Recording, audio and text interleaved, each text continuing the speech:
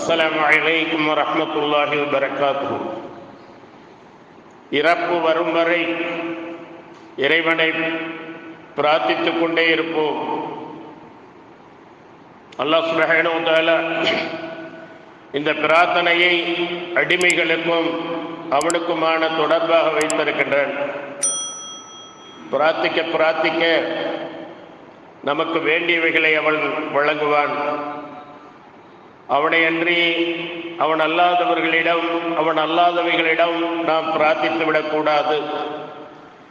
பிரார்த்தனை என்பது சூரத்துல் ஃபாத்திஹாவிலேயே ஆரம்பமாகி விடுகிறது. அல்லாஹுவை போற்றி புகழ்ந்து அவன் அளவற்ற அருளாளன் நிகரற்ற அன்புடையோன் என்று சொல்லி தீர்ப்பு நாளின் அதிபதியும் அவன்தான் என்று சொல்லி அதற்கு பிறகு ஈயாக்க நஅபுது வ ஈயாக்க நஸ்தஈன், இறைவா உன்னையே வணங்குகிறோம், உன்னிடமே உதவி தேடுகின்றோம். உதவி தேடப்படாதவன், தேவைகளற்றவன், நம்முடைய தேவைகளை நிறைவேற்றக்கூடியவன் அவன் ஒருவன் தான் என்றுதான் இது எனக்கும் என் அடியானுக்கும் உள்ளது. அவன் என்னை வணங்குகிறான், வணங்கிவிட்டு என்னிடம் கேட்கிறான், அது அவனுக்கும் எனக்குமாக உள்ளது, நான் கொடுக்கிறேன் என்று அல்லாஹ் கூறுகின்றான். இஹ்தினஸ் ஸிராத்தல் முஸ்தகீம், நீ எங்களை நேர்வழியில் நடத்துவாயாக. ஏனென்றால் அந்த நேர்வழிதான் நம்மை சொர்க்கத்தில் கொண்டு போய் சேர்க்கும். ஸிராத்தல்லதீன அன்அம்த அலைஹிம் கைரில் மக்தூபி அலைஹிம் வலத்தால்லீன், நீ எவர்களுக்கு நிஅமத் செய்தாயோ அருள் புரிந்தாயோ வழி, உனக்கு நெருக்கமானவர்களுடைய நபிமார்களுடைய இறையச்சமுடைய தக்வாவுடைய உண்மையாளர்களுடைய அந்த வழி, நீ அவர்களை நேரான வழியில் நடத்தினாயே, அந்த வழியிலே எங்களையும் நடத்துவாயாக. அது உன் கோபத்திற்கு ஆளான ஒரு வழியும் அல்ல, நெறி தவறிய ஒரு வழியும் அல்ல, கோபத்திற்கு ஆளான யூதர்களுடைய வழியும் அல்ல, நெறி தவறி இறைவனுக்கு குமாரனை கற்பித்து ஈசா நபி அலைஹிஸ்ஸலாம் அவர்களை வணங்கிய அந்த வழி தவறியவர்களுடைய வழியும் அல்ல என்று அல்லாஹ் கூறுகின்றான். ஆகவே ரப்புல் ஆலமீன் இடத்திலே நாம் அதிகம் அதிகம் பிரார்த்தித்துக் கொண்டே இருக்க வேண்டும். இதே தொழுகையில் நீங்கள் சஜிதாவில் இருக்கும்போது அல்லாஹுடைய மிக நெருக்கத்திலே இருக்கின்றீர்கள். ஆகவே உங்களுக்கு தேவையானவைகளை நீங்கள் கேளுங்கள் என்று நபி ஸல்லல்லாஹு அலைஹி வஸல்லம் அவர்கள் கூறுகின்றார்.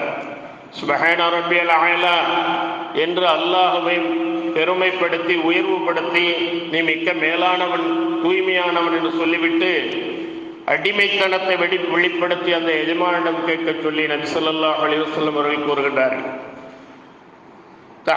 தஸஹுத்திலே அத்தஹியாத்திலே இறுதியாக நீங்கள் ஸலவாத் ஓதிய பின் அல்லாஹும்ம இன்னி அஊது பிக்க மின் அஸாபில் கப்ரி வ அஊது பிக்க அஸாபின் நார், இதெல்லாம் கேட்ட பிறகு உங்களுக்கு தேவையானவைகளை விரும்பியவைகளை நீங்கள் கேளுங்கள் என்றும் சொல்கிறார்கள். ஆக ரப்புல் ஆலமீன் இடத்திலே எப்பொழுதும் நாம் கேட்டுக்கொண்டே இருக்க வேண்டும். தொழுகையில் மட்டுமல்ல, தொழுகையை விட்டு வெளியேறுகிறோம், பள்ளிவாசலை விட்டு வெளியேறுகிறோம், அல்லாஹும்ம இன்னி அஸ்அலுக மின் ஃபضلிக், அல்லாஹ்விடம் நாம் துஆ செய்கிறோம். பள்ளிக்கு வருகிறோம், அல்லாஹும்ம அஃப்தஹ் லி அபாப ரஹ்மத்திக், அல்லாஹ்விடம் பிரார்த்திக்கிறோம், யா அல்லாஹ் உன்னுடைய அருள் வாசலை எனக்கு திறப்பாயாக என்று. இவ்வாறு உண்ணும் போதும் உறங்கும் போதும் வளஜலம் கழிப்பதற்காக கழிவறை செல்லும் போதும் சென்றுவிட்டு திரும்பும் போதும் உடைகளை உடுத்தும் போதும் தாம்பத்திய உறவிலே ஈடுபடும் போதும் பிஸ்மில்லாஹி ஜன்னிபின அல்லாஹும்ம ஜன்னிபின ஷைத்தான வ ஜன்னிப ஷைத்தான மா ரஸக்தனா, அல்லாஹுடைய திருப்பெயரால் இந்த ஹலாலான தாம்பத்திய உறவை ஆரம்பம் செய்கின்றேன். யா அல்லாஹ் எங்களுக்கு ஷைத்தானை விட்டும் எங்களை தூரமாக்கி விடு, எங்களுக்கு நீ வழங்கக்கூடிய அந்த பிள்ளைகளையும் ஷைத்தானை விட்டு தூரமாக்கி விடு என்று நாம் விழித்தது முதல் உறங்கும் வரை, கருத்து தெரிந்தது முதல் கபருக்கு செல்லும் வரை அல்லாஹுடைய தொடர்போடு அவனை பிரார்த்தித்துக் கொண்டே இருக்க வேண்டும், அவனிடம் கேட்டுக்கொண்டே இருக்க வேண்டும் என்றுதான் நபி ஸல்லல்லாஹு அலைஹி வஸல்லம் அவர்கள் நமக்கு கற்றுத் தந்திருக்கின்றார்கள். அல்லாஹ் ஒரு இடத்திலே 284வது வசனம் சூரத்துல் பக்ராவிலே وَإِن تُبْدُوا مَا فِي أَنفُسِكُمْ أَوْ تُخْفُوهُ يُحَاسِبْكُم بِهِ اللَّهُ உங்கள் மனதில் உள்ளவற்றை நீங்கள் வெளியிட்டாலும் அவற்றை நீங்கள் மறைத்து கொண்டாலும் அவற்றை பற்றியும் அல்லாஹ் உங்களை விசாரணை செய்வான். நாம் மனதில் உள்ளதை வெளியாக்காமல், வார்த்தையாக வெளியாக்காமல் மற்றவர்களுக்கு தெரியாது. ஆனால் அல்லாஹுக்கு தெரியும். நாம் மனிதரை படைத்தோம், அவனுடைய மனம் அவனிடம் என்ன பேசுகிறது என்பதையும் அறிவோம். அவன் உயிர் நரம்பை விட அவனுக்கு மிகச் சமீபமாகவே நாம் இருக்கிறோம் என்று சொன்ன ரப்புல் ஆலமீன் இந்த இடத்திலே எண்ணங்களில் சில பாவங்களாக இருக்கிறது இல்லையா? அதனால் நீங்கள் எண்ணினாலும் அது வெளிப்படுத்தினாலும் அல்லாஹுக்கு இரண்டும் சமம்தான். அவன் நாடினால் உங்களை மன்னிப்பான், நாடினால் உங்களை வேதனை செய்வான் என்ற அந்த வசனம் அருளப்பெற்ற போது சஹாபாக்களின் உள்ளத்தில் முன்பு ஏற்பட்டிராத கலக்கம் அப்போது ஏற்பட்டது. உடனே நபி ஸல்லல்லாஹு அலைஹி வஸல்லம் அவர்கள் அவர்களை பார்த்து, செவியுற்றோம், கீழ்ப்படிந்தோம், வஅதானா சமிஅனா என்று நீங்கள் அல்லாஹ்விடம் ஒப்படைத்தோம், சமிஅனா வஅதானா வஸல்லம்னா என்று கூறுங்கள் என்று நபி ஸல்லல்லாஹு அலைஹி வஸல்லம் அவர்கள் கூறினார்கள். உடனே மக்களும் அவ்வாறு செய்யவே அவர்களது உள்ளத்தில் அல்லாஹ் நம்பிக்கையை ஊட்டினார். மேலும் அல்லாஹ் லா யுகல்லிஃபுல்லாஹு நஃப்ஸன் இல்லா உஸ்ஆஹா, எந்த ஒரு ஆத்மாவுக்கும் அது தாங்கிக் கொள்ள முடியாத பளுவை, சுமையை அல்லாஹ் சுமத்த மாட்டான். அவருடைய சக்திக்கு மீறி அந்த ஆன்மாவை நிர்பந்திக்க மாட்டான். அல்லாஹ் எந்த ஆத்மாவுக்கும் அது தாங்கிக் கொள்ள முடியாத அளவு பொறுப்பை சுமத்துவதில்லை. அது சம்பாதித்த நன்மை அதற்கே, அது சம்பாதித்த தீமையும் அதற்கே. லா யுகல்லிஃபுல்லாஹு நஃப்ஸன் இல்லா உஸ்ஆஹா லஹா மா கஸபத் வ அலைஹா மக்தஸபத், அது சம்பாதித்த நன்மை அதற்கே, அது சம்பாதித்த தீமையும் அதற்கே என்று சொல்லிவிட்டு நம்பிக்கையாளர்களை இவ்வாறு நீங்கள் அல்லாஹ்விடம் பிரார்த்தியுங்கள் என்று அல்லாஹ் வசனத்தை இறக்கினான். ரப்பனா லா துஆஹிதுனா இன் நஸீனா அவ் அக்தஅனா, எங்கள் அதிபதியே, நாங்கள் மறந்து போயிருப்பினோம் அல்லது நாங்கள் தவறு செய்திருப்பினோம், எங்களை தண்டிக்காதிருப்பாயாக, எங்களை தண்டித்து விடாதே என்று பிரார்த்தியுங்கள் என்றும் அல்லாஹ் கூறினான். அவ்வாறே மக்கள் பிரார்த்தித்ததும் அல்லாஹ் உங்களுடைய பிரார்த்தனை ஏற்றுக்கொண்டேன், உங்களை தண்டிக்க மாட்டேன், பிரார்த்தனை ஏற்று அவ்வாறே செய்தேன் என்றான். இன்னும் ரப்பனா வலா தஹ்மில் அலைனா இஸ்ரன் கமா ஹமல்தஹு அலல்லதீன மின் கப்லினா என்று அல்லாஹ் சொல்லிய அந்த துஆவை, அந்த பிரார்த்தனை அவர்கள் பிரார்த்தித்ததும் எங்கள் அதிபதியை, எங்களுக்கு முன் சென்றோர் மீது சுமத்திய சுமையை போன்று எங்கள் மீது சுமத்தாதிருப்பாயாக, அவ்வாறே செய்தேன், உங்களுக்கு அவ்வாறு சுமையை சுமத்த மாட்டேன் என்றும் அல்லாஹ் கூறினான். அதே போல ரப்பனா வலா துஹம்மில்னா மா லா தாகத லனா பிஹி வஅஃபு அன்னா வஅஃபிர் லனா வர்ஹம்னா அன்த மௌலானா ஃபன்சுர்னா அலல் கௌமில் காஃபிரீன், எங்களை படைத்தவனே, எங்கள் பாவங்களை நீக்கி எங்களை மன்னித்தருள்வாயாக, எங்கள் மீது கருணை புரிவாயாக, நீயே எங்கள் காவலன். அதற்கும் அல்லாஹ் அவ்வாறே செய்தேன் என்று சொன்னான். ஆக அல்லாஹ்விடம் நாம் கசிந்துருகி கண்ணீர் மழுகி பிரார்த்திக்கும் போது அல்லாஹ் சுப்ஹானஹு வ தஆலா நம்முடைய பிரார்த்தனை ஏற்றுக்கொள்வான். கோரஸாக, சத்தமாக, கூட்டத்தோடு கூட்டமாக அல்லாஹ்வை பிரார்த்திப்பது அவனுக்கு பிடிக்காத ஒன்று. அவரவரும் தனியாக அந்தரங்கமாகத்தான் பிரார்த்திக்க வேண்டுமே தவிர இவ்வாறு பிரார்த்திக்க கூடாது. அல்லாஹ் கூறுகின்றான், உதுஉ ரப்பக்கும் ததர்ருஅன் வ ஹுஃபியா இன்னஹு லா யுஹிப்புல் முஅத்தஸீன். ஆகவே இறை நம்பிக்கையாளர்களே, மூமின்களே, உங்களுடைய இறைவனிடம் பணிவாகவும் அந்தரங்கமாகவும் பிரார்த்தனை செய்யுங்கள். வரம்பு மீறியவர்களை நிச்சயமாக அல்லாஹ் நேசிப்பதில்லை. எப்பொழுது நாம் பணிவாக அந்தரங்கமாக பிரார்த்திக்கின்றோமோ அப்பொழுதுதான் நாம் செய்த தவறுகள், நாம் செய்த பாவங்கள் எல்லாம் நினைவுக்கு வந்து அதற்காக அல்லாஹ்விடம் மன்னிப்பு கேட்பதோடு அந்த மன்னிப்பை பெற்றுக்கொண்டு நம்முடைய தேவைகளையும் கேட்க அது தோதுவாக ஏதுவாக இருக்கும். ஆகவே தனித்தனியாகத்தான் கேட்க வேண்டும். ஒவ்வொருவருக்கும் ஒவ்வொருவருடைய தேவைகள் மாறுபடும். ஒவ்வொருடைய தேவைகள் மாறுபடுவது மட்டுமல்ல, ஒரு சில பேர்கள் நீண்ட நேரம் பிரார்த்தனை செய்வார்கள், ஒரு சில பேர் நடுத்தரமாக பிரார்த்தனை செய்வார்கள், ஒரு சில பேர் கொஞ்சம் குறைவான நேரத்தில் பிரார்த்தனை செய்து செல்வார்கள். எது எப்படி இருந்தாலும் அல்லாஹ்விடம் அவன் சொன்ன பிரகாரம் பிரார்த்திக்க வேண்டும். சஹாபாக்கள் கேட்டார்கள், அல்லாஹ் அருகில் இருக்கிறானா தூரமாக இருக்கிறானா? நாங்கள் அவனை சத்தம் போட்டு பிரார்த்திக்க வேண்டுமா, அமைதியாக பிரார்த்திக்க வேண்டுமா என்று. அதற்கு நபி ஸல்லல்லாஹு அலைஹி வஸல்லம் அவர்கள் இந்த வசனம் இறங்கியதை ஓதி காட்டினார். வஇதா ஸலாக இபாதி ஃபஇன்னி கரீபும் உஜீபு தஅவத் தாயி இதா தஆனி ஃபஸ்தஜீபு லி வலியுமினு பி லஅல்லஹும் யர்ஷுதூன். நபியே, இறை தூதரே, என் அடியார்கள் என்னை பற்றி உம்மிடம் கேட்டால் நிச்சயமாக நான் சமீபமாகவே இருக்கிறேன். பிரார்த்தனை செய்பவரின் பிரார்த்தனைக்கு அவர் பிரார்த்தித்தால் விடையளிக்கிறேன், பதிலளிக்கிறேன். அவர்கள் என்னிடமே பிரார்த்தித்து கேட்கட்டும், என்னையே நம்பட்டும், அப்பொழுது அவர்கள் நேர்வழியை அடைவார்கள் என்று கூறுவீராக என்று அல்லாஹ் சுப்ஹானஹு வ தஆலா தன திருமறை குர்ஆனிலே 2வது அத்தியாயம் 186வது வசனத்திலே கூறுகின்றார்.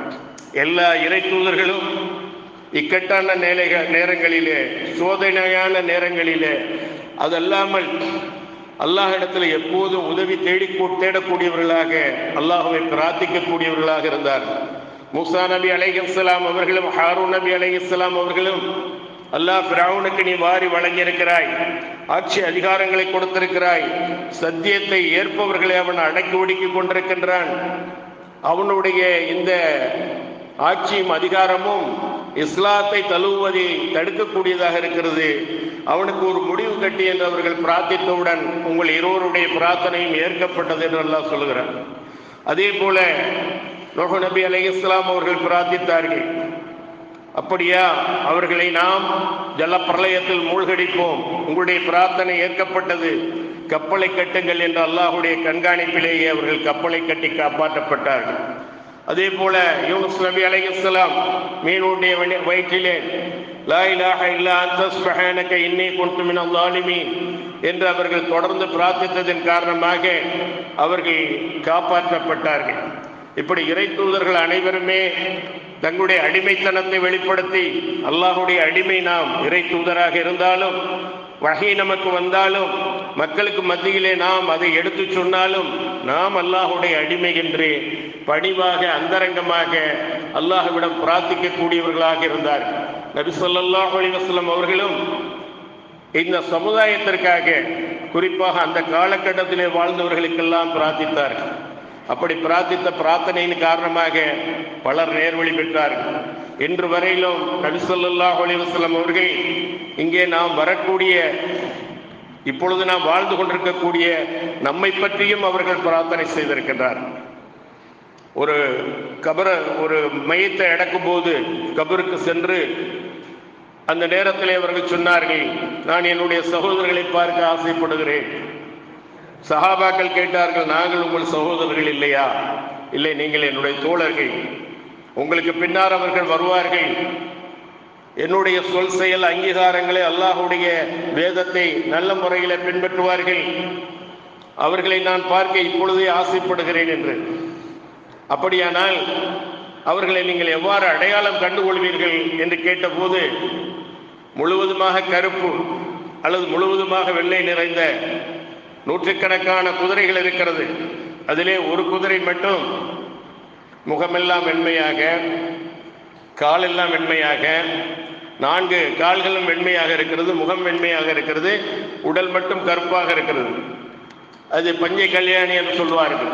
அந்த மாதிரி உள்ள குதிரையை அடையாளம் காண்பது எதுவும் உங்களுக்கு அத்தனை குதிரைகளுக்கு மத்தியில் வித்தியாசமாக தெரியக்கூடிய இந்த அடையாளம் உள்ள அந்த குதிரையை நீங்கள் கண்டுகொள்வது சிரமத்தை ஏற்படுத்துமா என்று.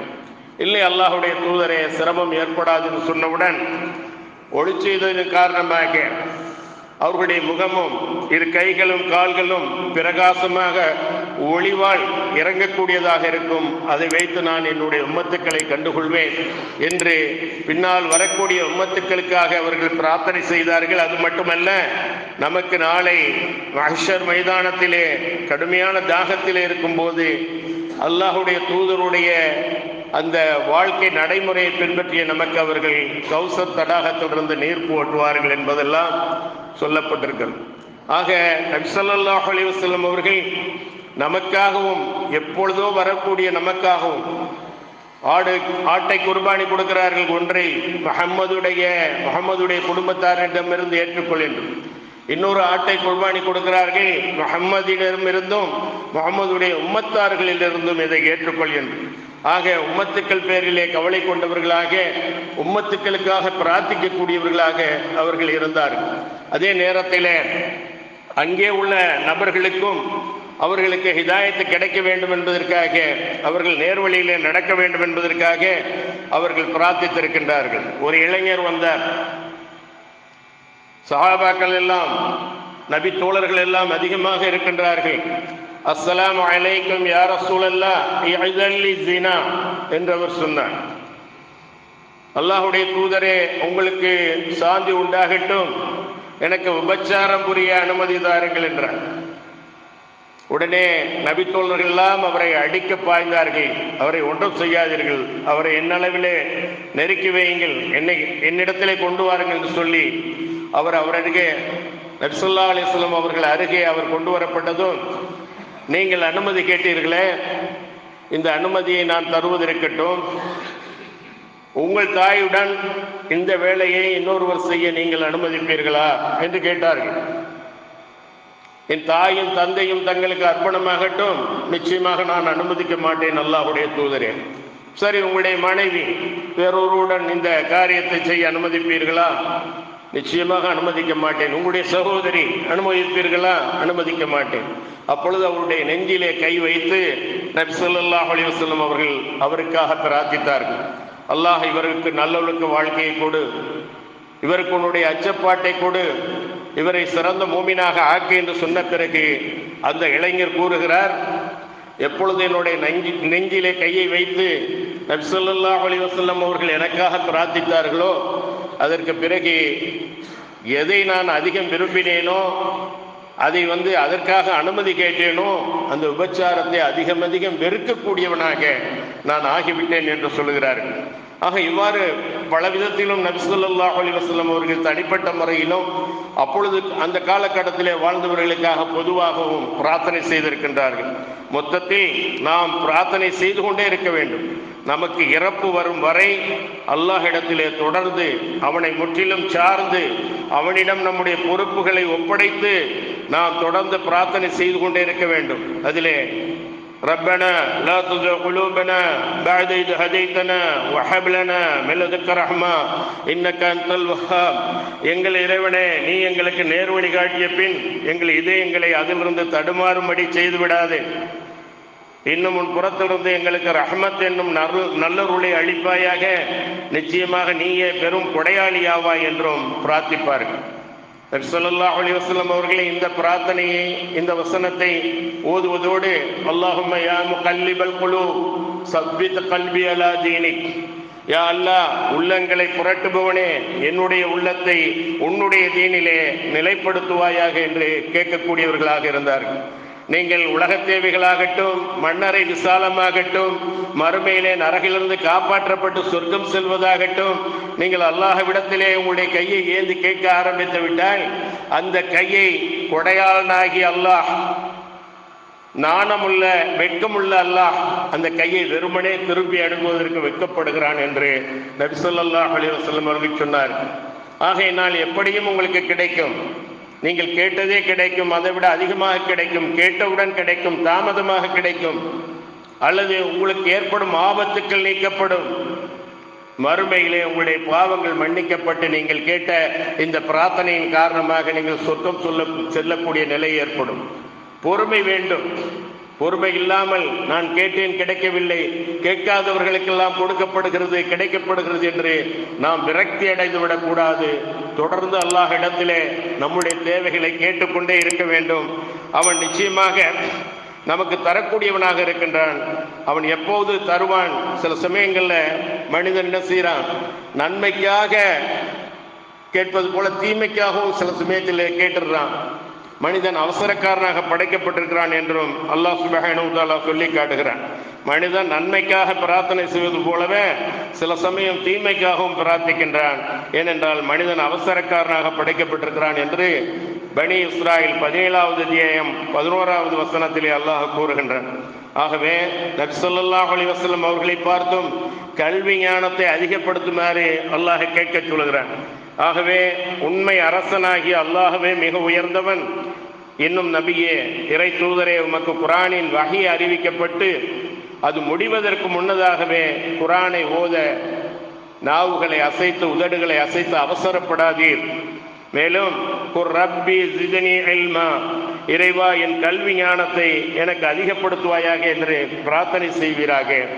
ஆக நமக்கு பிள்ளை செல்வங்கள் வேண்டுமென்றாலும், பொருளாதாரம் வேண்டுமென்றாலும், தேக ஆரோக்கியம் வேண்டுமென்றாலும், இல்மு வேண்டுமென்றாலும், கல்வி வேண்டுமென்றாலும், எல்லாவற்றுக்கும் நம்முடைய அனைத்து தேவைகளுக்கும் அல்லாஹ் சுப்ஹானஹு வ தஆலா செருப்புடைய வார் அறுந்து போனாலும் அல்லாஹ்விடம் நீங்கள் கேளுங்கள் என்று நபி ஸல்லல்லாஹு அலைஹி வஸல்லம் அவர்கள் சொல்லி இருக்கின்றார்கள். ஆகவே முற்றிலும் அவனுக்கு கட்டுப்பட்டவர்களாக, அவனிடமே கேட்டு பெறக்கூடியவர்களாக, அவன் கேட்க கேட்க கொடுக்கக்கூடியவனாக இருக்கின்றான்.